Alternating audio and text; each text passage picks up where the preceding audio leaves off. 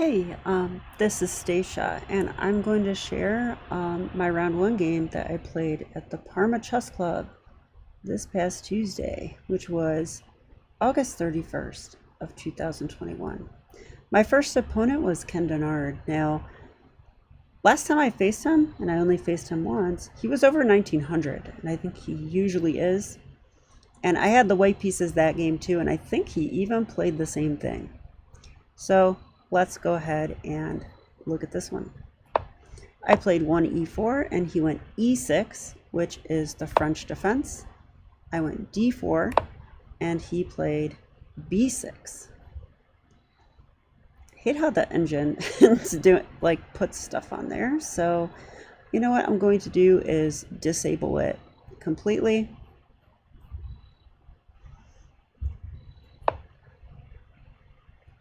Actually, I don't want to do that. Hang on a second.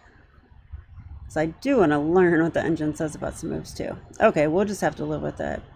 Okay, I played bishop to d3 and bishop b7 was played, of course, and then knight f3. Yeah, so I used to play systems with like f3 and knight e2 and knight g3 and castles, but it turns out that it's kind of a dubious system. I made it up and the computer always hated it. So I started doing what the computer says, which is knight f3. Okay, and if we're allowed, we're just going to, take the optimal setup. We'll play c4, we'll put our knight behind the pawn. We can castle either way at that point. We can bring our bishop to a good square. So far so good for white.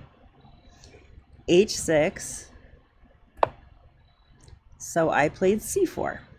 Okay, so I felt like, if black doesn't want to take the center, no problem. I'll take the center. Queen e7. I don't really understand this move either.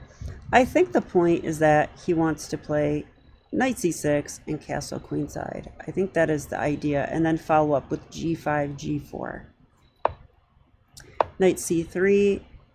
a6 feels slow to me and maybe a little bit pointless. I guess he's stopping knight b5, but I mean, if knight b5, doesn't he have a lot of options there? Like, I think just d6 or knight a6, I'm not going to get a fork there. So I'm not sure about that move. a6. Bishop to f4, let's develop my last minor piece. And now d6. So yeah, I was attacking that pawn, so he protected it by blocking. Okay. So this part of the game, I have a decision to make. Do I want to castle or not? If I do castle, we have every reason to believe that he will go knight c6, castles queenside, g5, g4, h5, and there's going to be a pawn storm. So castling kingside, is pretty committal, but I was calculating some of these lines and I was just like, I just don't believe it. His king's in the center, all his pieces are on the first rank. So, I don't think, if any, like, chess would just be a ridiculous game if you could play like that. So I went ahead and castled, and he did play g5 immediately. Okay, so here, I have two good options, I think. I can go to e3 or I can go to g3. Now, for some reason during the game, I thought if bishop e3, g4, I didn't know where to put my knight. I thought my knight was trapped. Or maybe I just really didn't want to go here. I don't know, but I think knight d2 is just fine in hindsight. Yeah, knight d2 is just fine. I like the idea of maybe going e5 and let's see if he pushes. I don't know. Everything opens up with the king in the center, but if he doesn't do anything, then the knight could land on e4, or the other knight for that matter. So, okay. I went bishop g3, but I had to make sure that, h5 wasn't losing. So I calculated h5 and I thought here, you know, h3 is probably fine, but I liked h4. So h4, you know, if he takes, I could actually take with a knight or a bishop, I thought would be fine. So I don't know what I would take with. Let's see what the engine would do. And the engine loves bishop takes. Yeah, it's a tempo on the queen, and you know, in this variation, black does have an open G file, but he's not developed at all. So I don't know when he's going to make use of the G file. And in the meantime, I'm attacking the queen. So I suppose if the knight blocks, you know, that's a pin. Probably e5 right now is going to win. Yeah, actually it does. Because I have the engine on now. Okay, so I liked h4 a lot. And if g4, you know, I was actually thinking about just hopping right into g5, and that's what the engine likes too. Yeah, why not? Let's hop in there. And I guess if this move, you know, I think that we could sacrifice. You know, black's just spending too much time pushing their pawns. Yeah, and the computer does say that knight takes e6 is the best move. Let's see. Knight takes, queen takes.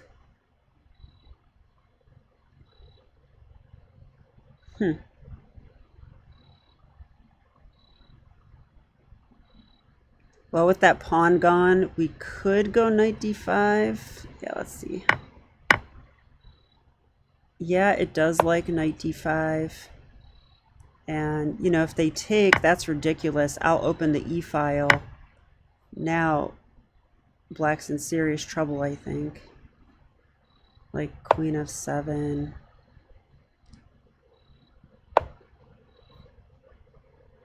Yeah. Even though I'm down a piece here, the computer says I'm +3. So, okay, but I didn't even play that way. I played h4 and he played bishop a6. So, okay, what to do from here? That does defend the pawn and develop a bishop, I guess. So, well, here I was like, okay, you know, I developed all my pieces. Like, the only thing left is maybe the rooks and the queen, but when you're better developed and your opponent's king is in the center, usually the best thing to do is break open the position, and that means pawn breaks, especially in the center is good. So I played e5, and I really like this move. And this capture will be a tempo on the queen, and if he has to recapture with this pawn, well, then I would invite him to castle queenside. Like, I'm already weakening his king's castle. And I don't think he wants to go kingside either, so I think black's in a horrible position already. And I'm glad to see that the engine agrees and says it's +4 for white. All right, so knight d7. He wants to castle as soon as possible. So I went ahead and captured because, like I said, he has to capture with a c pawn. So now we have an open, half open c file, but I could always play this pawn break. Okay, so knight to e4 I played. e5, yeah, I thought e5 was a weird move. I guess, you know, if I was him, I would just want to finish my development and get my king safe. I'm not sure why he played e5. I think just to protect the pawn. Maybe better is, I was going to say capturing, but that also doesn't look good. Because, you know, that bishop was going to be his main defender for his king. So I can't imagine that's good either. So, okay. I see his issue. It's hard to protect the pawn. Yeah, e5 is the second best move, but it still says white is doing very well here. So now I did my usual thing, and I started using a lot of time on my clock to find the perfect move. I gotta stop doing that because a lot of times I do find the top engine move. I'm happy to report that. Like when I think a while, I often do find the top engine move, which is great. But I might find the top engine move without doing that, and I definitely would find a decent move without doing that. And then I would have time for critical moments. So I played rook e1. I probably spent way too much time on that. He castled queenside. Yep, and here I had a nice long think, which in G30 is not recommended. I think I thought for over 5 minutes here, because I wanted to sack a piece. Knight takes d6. Now the computer is calling that a question mark move. It has other moves that it likes better. Like c5 is something the engine wants, and h takes g5 it wants.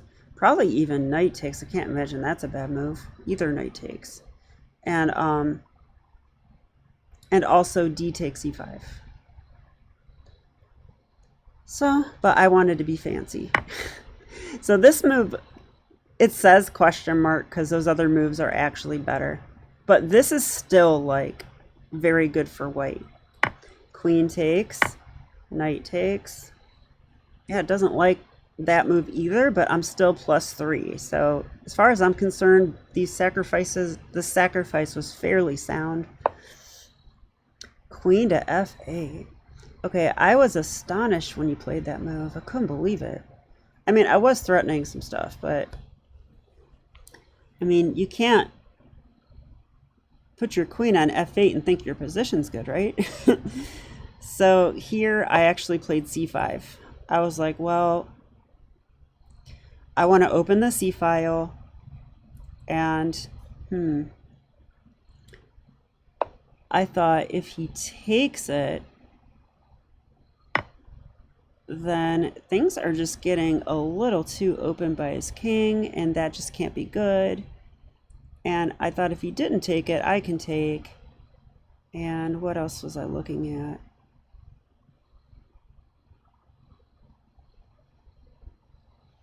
If knight takes here, I get this with tempo on the rook. And you'd have to play something like f6. Ugh. So, yeah, so I really liked c5. And again, I thought a little bit on this move, and it's the top engine move, c5. So although I'm happy about that, you can probably tell from the tone of my voice that I'm not happy about what happens soon. Okay, so he takes my knight. I decided to throw in a check, which is actually a sacrifice, because he can play knight d7. And I actually did see this, and I went for it anyway because I thought, there's no way his king survives this. I was calculating stuff like here too.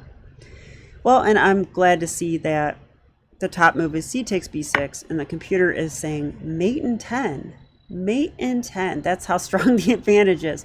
Oh, it just found a faster one. Mate in 8 now. Okay, so I've sacrificed 2 pieces, but I have an incredible position. My bishops are amazing. My rook's going to come over. My other rook's amazing. My queen is good. I'm going to be doing a lot of stuff. I don't know. This position's just really good, I thought. Okay, so he blocked the c file. So rook here. King b7 was the idea. I saw this and I planned d5. Now, I was looking at rook takes bishop here. It's a very appealing move since the king would have to capture that. Dragging the king, out in the open. So if king takes, what do we do there? I was wondering about that. Like, can I go bishop e4 check? If he takes the pawn, that looks insane, right? Because I would have things like queen b3 and then queen b7. Yeah, it's got to be really good. So let's look at this. I didn't play it in the game. I just didn't have time. which is very unfortunate. So computer says queen e4 check, also good. But I was wondering about this one. Yeah, this also looks good. It says king b5 is the best move. Wow. If here, it's mate in 3. Yeah, queen b3 check, and it's going to be that idea I said, I think. It's giving queen b4. I mean, just look at this. This is too much. So, yeah, it's just going to be mate, isn't it? Like, how is it not mate? Like, I guess this move.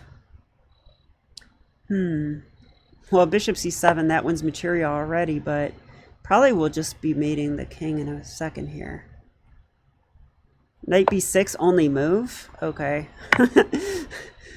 Yeah, this can't be. This can't be. Isn't that mate? I think it is.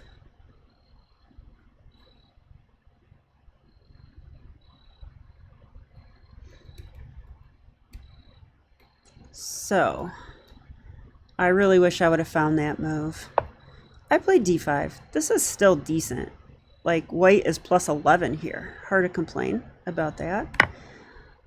He took there. I took with check. King moved over. Queen b3. All right, so I'm basically threatening, I thought, bishop c7. And yes, unfortunately, I was like under 2 minutes here, maybe under a minute. And he had like 20 minutes on his clock, so my usual time pressure troubles, even though I tried not to do that this game. He took here, but that just invites bishop c7. Okay, so I took the rook and c7.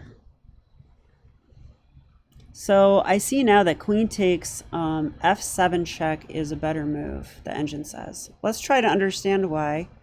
I would imagine that's a queen sacrifice, so black should probably take it. And then what?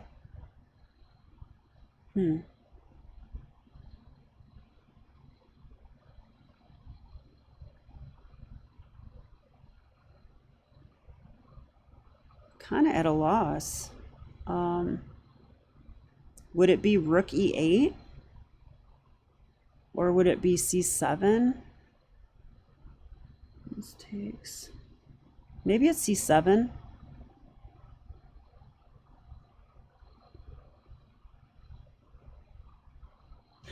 Okay, let's look at this.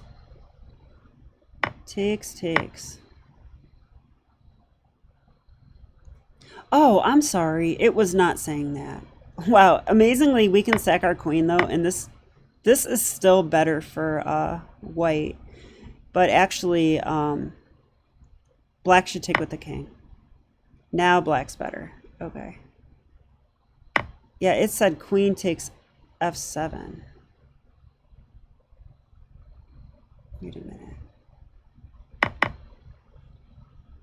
Oh, because that's with check. Of course, it's with check. Yeah. And if here, well, c7 looks really good. Let's go c7. What to do now? You can't even block the pawn. So, yeah, I can probably just promote to anything I want now, right? So let's just say c8 queen, knight takes. Well, I like this. Check here and here. That should win.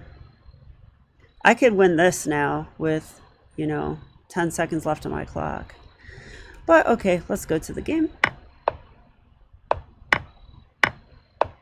Okay, I played c7, queen b7.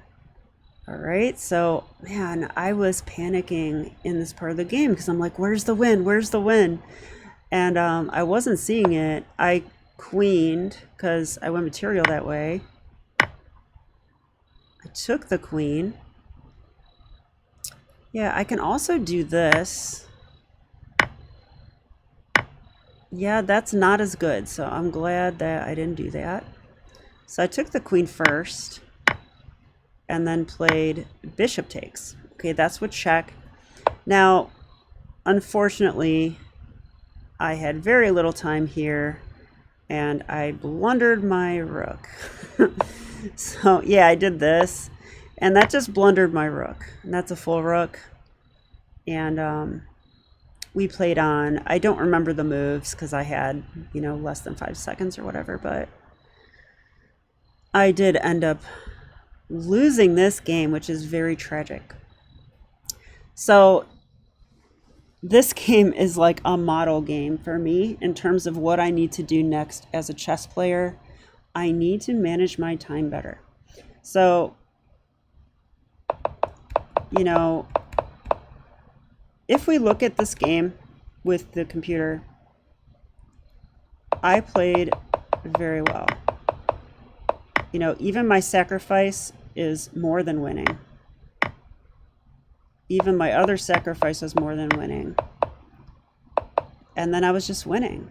But I couldn't figure out how to convert it quickly. It was a little too complicated for me for some reason. So, and panic was setting in. Anyway, I have lots of excuses, but those aren't going to do me any good.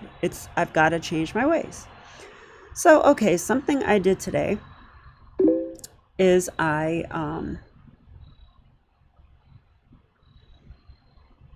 went ahead and took the advice of one of my followers.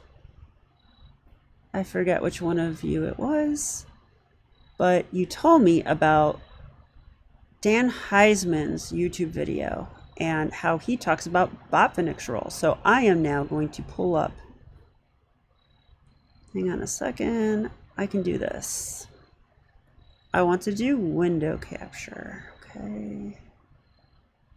Whole window? Yeah. And then I'll pick, where's Excel at?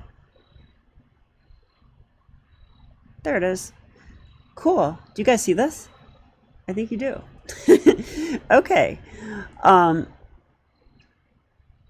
So, let's just talk about this. I mean, you don't have to listen to this part of the video if you just wanted to see the game. But, okay, Botvinnik's rule is to spend 20% of your time on the first 15 moves of the game. Okay, so you'll see that I put a bunch of time controls in here because I really wanted to, can you guys see my cursor and stuff? Oh, you can see that. Okay, cool. So I put a bunch of things in here because I'm playing the Congress this weekend. So that will be important. My training games are in here, and I want to start playing 5-5 blitz games purely focused on time, so I'm going to be doing that soon. And you can see here that, if we do the 20% roll in a Parma game, which is G30, that means that in my first 15 moves, that's what he calls the first part of the game, I should only use 6 minutes. 6 minutes. Okay, that was astonishing to me when I saw this number. I was like, wow, because, I could understand 6 minutes, first 10 moves, because a lot of that is you're in book. 10 moves 10 to 15 to me are, that's usually early middle game stuff, and it can be complicated, not always. But that 6 minutes includes that too. So that means I need to play the opening very quickly, and I need to play the early middle game quickly as well. Do blunder checks and trust my intuition and trust my calculation. Anything I quickly calculate, trust it. I'm so used to double checking myself. So I'm going to have to change that. Then from moves 16 to 40, we would have 24 minutes left. So if you divide that up, it's 1 minute per move, basically. It's basically 1 minute per move. That is not a lot of time. Okay, so when I spent 6 minutes calculating knight takes d6 check, okay, that means I need to play other moves very quickly. And I don't ever do that. So I think, now we can look at it. I actually put it here. I mean, look at this misuse of time. 19 minutes on the first 15 moves. 19 minutes. That's 63% of my time. That is just completely ridiculous. And then I had 11 minutes for the rest of the game. I burned that in just 5 moves. Moves 16 to 21, I burned that. That was the 2 sacrifices, I think. So that is just ridiculous. So I was in time pressure by move 18. Okay, I just simply cannot play chess like this. And I'm going to need to break my habits. So that is the focus of my training plan for these next almost 2 weeks. And I'm also playing a slow control tournament on Saturday where I will very much focus on my time management, and we'll see what happens. At least I will have time on my clock. Now you can already see that my other 2 Parma games were not much better. The Darrington one, I really tried hard to focus on time. I still spent 12 minutes on the first 15 moves. And I stayed about even on the clock with him until we reached a point in the game where I didn't know what to do really. And then my time burned very quickly. And once again, I used the rest of my time from moves 16 to 24, and the rest of my time was gone. So I was in time pressure at move 24. And the last game, I was ahead on the clock most of this game. My opponent also likes to use his time. And okay, this time 10 minutes on the first 15 moves, but I was in book for like the first 10 moves. So I think I played 5 moves in 10 minutes. So I had 20 minutes for the rest of the game, and I spent 3 minutes per move. Move 16 to 21 was in time pressure on move 22. So this is obviously ridiculous. And if you look at those games, I did not make an error, like a true error, like a mistake or a blunder, until I was 3 minutes or less. So clearly my results are based on just my horrible misuse of time.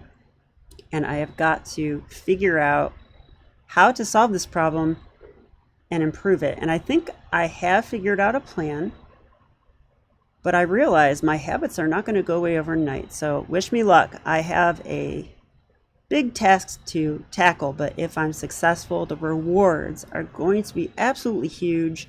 I bet you that if I figure this out, I will break 1900. So this has my full attention, this time management issue. So anyway, I hope you enjoyed the game.